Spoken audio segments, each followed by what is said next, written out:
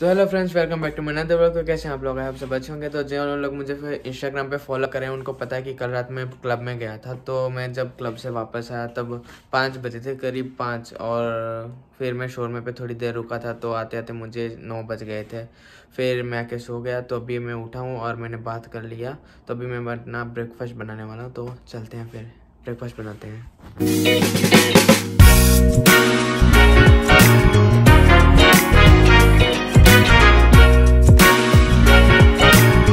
तो फ्रेंड्स, ये हमारी कॉफ़ी और ये हमारे ब्रेड तैयार हो रहे हैं।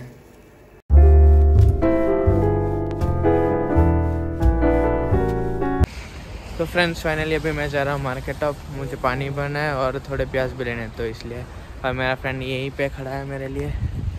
तो हम चलते हैं फिर मार्केट अब की तरफ।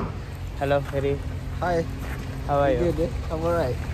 सो did you set the link? Yeah, I did. I Okay. shared the link. Don't worry. Okay, thanks bro. So friends, अभी मैं चलता हूँ और मिलता हूँ आपको सीधा मार्केट में, क्योंकि आज ठंड थोड़ी ज़्यादा है। तो मेरे जो हाथ है वो काँप रहे हैं और मैंने ग्लव्स नहीं लाया। तो फिर अभी मैं चलता हूँ सीधा मार्केट अप और फिर आपसे मिलता हूँ। तो फ्रेंड्स, अभी हम अपने मेन टॉपिक के ऊपर बात करते हैं कि यहाँ पे अगर आप यूक्रेन में आ रहे हो तो आपको कौन कौन सी जॉब करनी मिलेगी और कौन कौन सी नहीं मिलती। तो पहले मैं आपको ये बताना चाहता हूँ कि जब आप वीज़ा की फ़ाइल रखते हैं तो आप जाते हैं एजेंट को बोलते हैं क्लियरली कि आपको यहाँ पे सिर्फ काम करना है। तो वैसे तो एजेंट को यहाँ का जो सीनरी होता है वो पता ही नहीं होता है कि यहाँ पे क्या चल रहा है क्या नहीं चल रहा है। उसको ऐसे ही लगता है कि हाँ, कि बाकी यूरोप कंट्री में आपको अगर पार्ट टाइम जॉब मिलती है तो यहाँ पे भी मिल सकती है। लेकिन यहाँ पे वो जो चीज़ है कि बिल्कुल उल्टा है। यहाँ पे आपको पार्ट टाइम जॉब मिलती नहीं करने के लिए। अगर आप स्टूडेंट वीज़ा पे आ रहे हो तो आपको सीधा यहाँ पे सिर्फ स्टडी करने मिलेगी। अगर आप पार्ट टाइम जॉब करते हो और इमिग्रेशन आपको पकड़ लेती है तो आपको दंड होता है, मतलब आपको फ़ाइन लगता है। तो वैसे बहुत सारे, हम तो इंडियन है तो हम यहाँ पे जुगाड़ कर ही लेते हैं। तो जुगाड़ में यहाँ पे हमें 4 या 5 जॉब मिलती हैं। कि पहली जो जॉब है वो है शोरूम पे एज ए हेल्पर की जॉब मिलती है। और वहाँ पे आपको कुछ करना नहीं होता, 12 घंटे की जॉब होती है।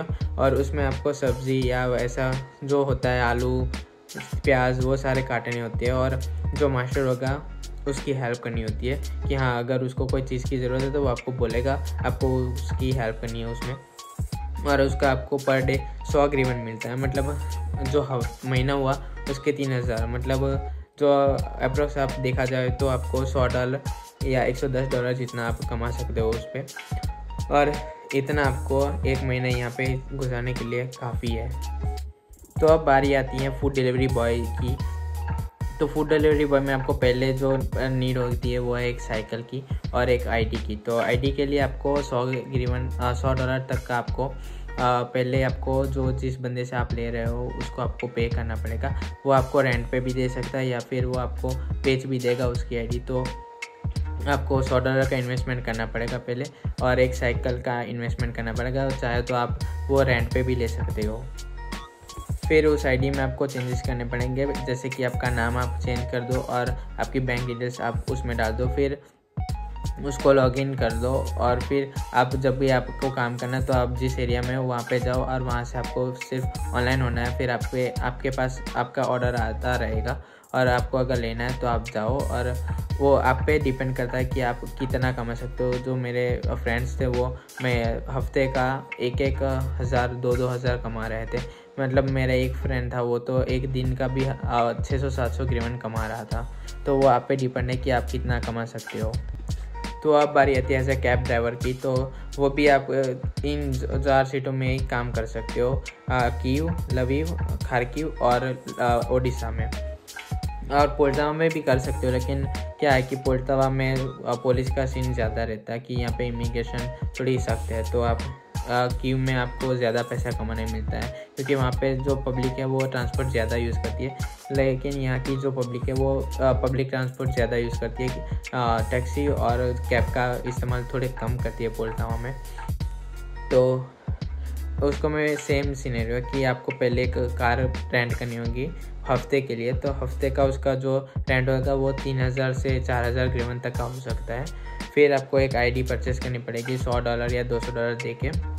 एज इट इज़ आपको जो मैंने बताया आगे कि आपको आपका नाम और बैंक डिटेल्स डालनी है, तो वो आप डाल दीजिए। फिर वही है कि आप ऑनलाइन हो जाओ और आपको ऑर्डर आते रहेंगे, और आपको अगर लेना है तो आप ले लो, वरना कैंसिल कर सकते हो। और उस पर भी आप ही पे डिपेंड है कि आप कितना कमा रहे हो। तो अब बारी आती है फूड पैकिंग की। तो आपको कोई भी एजेंट आपको जाना है, फिर एजेंट्स के लिंक होती है यहाँ पे, टेलीग्राम पे लिंक्स आती रहती हैं। आपको ग्रुप अगर आप ज्वाइन कर लेते हो उसमें आपको आती रहती है कि हाँ उनको अभी यहाँ पे फूड पैकिंग के लिए जो है वो इंसान चाहिए।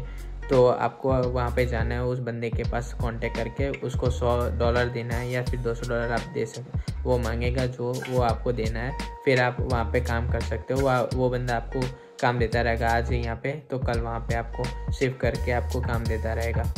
तो अब बारी आती है कंस्ट्रक्शन की। तो कंस्ट्रक्शन में भी सेम है कि आप टेलीग्राम पे उसकी लिंक आती है, तो आप उस बंदे से मिलो, उसको $100 या $200 जो वो मांगता है वो दो। फिर वो आपको हर दिन 500 ग्रेवन तक की आपकी कमाई हो सकती है कंस्ट्रक्शन में। तो ऐसे कंस्ट्रक्शन में भी आप काम कर सकते हो यहाँ पे। फिर जो बारी आती है वो है कॉल सेंटर की। तो कॉल सेंटर में यहाँ का जो सीनरी है वो है कि आपको कॉल सेंटर में वो बंदा आपको इंटरव्यू सब कुछ हो जाएगा आपका।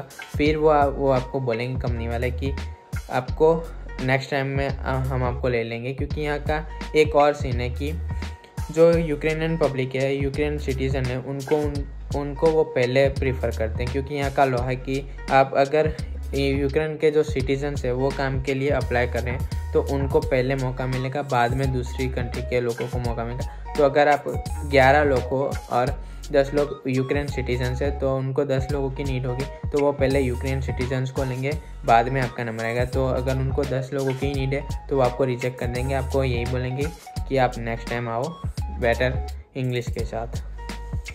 तो फ्रेंड्स, आई होप आप सबको मेरी जो ये इन्फॉर्मेशन मैंने आपको बताई है, मैंने जो सारी चीज़ें आपके साथ शेयर की है वो आप सबको यूज़फुल होगी। और मैं ऐसी वीडियोज़ लाता रहता हूँ कि यूक्रेन में कौन सी चीज़ें आपको करनी है, और जिन को क्वेरी होती है तो वो मुझे इंस्टाग्राम पे DM कर लेना, मैं वहाँ पे आप सबसे बात कर लूँगा।